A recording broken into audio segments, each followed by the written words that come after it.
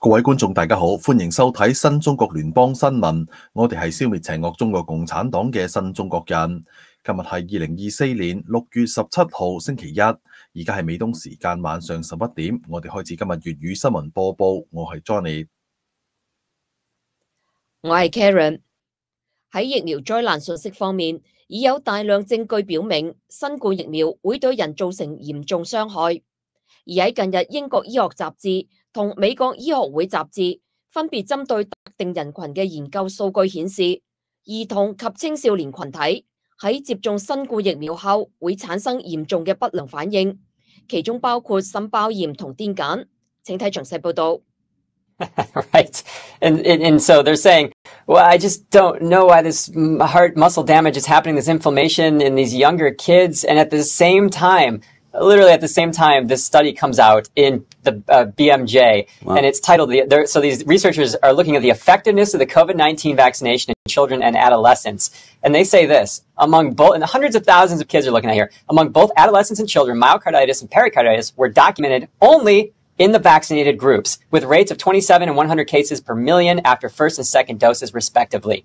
That seems like a little bit of a signal. We looked at all these kids, and it's just a coincidence that only the kids that got the vaccines were having these myocarditis issues that have been reported for the last 2 years in several medical journals, in the VAERS reports, and the Today Show doesn't mention that. We don't expect hardcore journalism from them, but wow. These are the studies that are coming out, and we've known this, and the signals were there, even when they were voting to approve these vaccines for the use in children.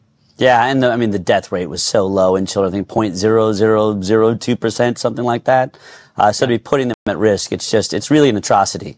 We're basically talking about all risk and almost no reward here. So let's go on. So JAMA, Journal of American Medical Association Pediatrics, this is an FDA study. They were looking at the safety of the Pfizer shot and the Moderna shot in kids aged 6 months to 17 years. And what did they find? They said this: in the primary analysis, seizure met the statistical threshold for a signal in children aged 2 to 4 years after Pfizer's shot in all 3 databases, and in children 2 to 5 years after Moderna's vaccination in 2 of the 3 databases. They went on to say the statistical signal for seizure in children aged 2 to 4 or 5 years have not been previously reported for this age group in active surveillance studies of mRNA COVID-19 vaccines. So you know what that means? That means when your child received this shot in a doctor's office and had a seizure on the spot, or went home and had a seizure, and you said, hey, doc, something happened after this shot. Doctor said, there's no evidence of this. The FDA would have told us. It would have been in the literature. Right. Now, years later, they're saying, hey, guess what? We found a new signal. And this is the problem with emergency use authorization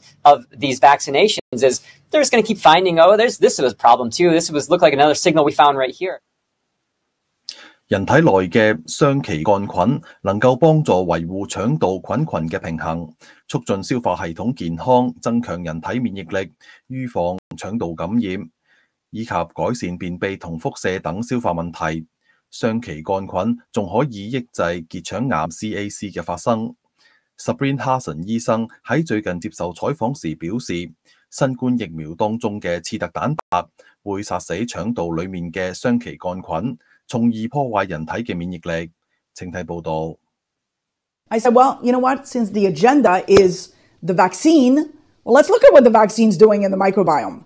And that's at the same time as they started rolling these vaccines, I started enrolling doctors that basically were getting vaccinated. And I'm like, can I get your stools before and after you get vaccinated? So the first 4 patients I started noticing a month later, the bifidobacteria, this important microbe, is dropping in patients pre and post vaccination. So then I started asking myself, wait a minute, what's going on here?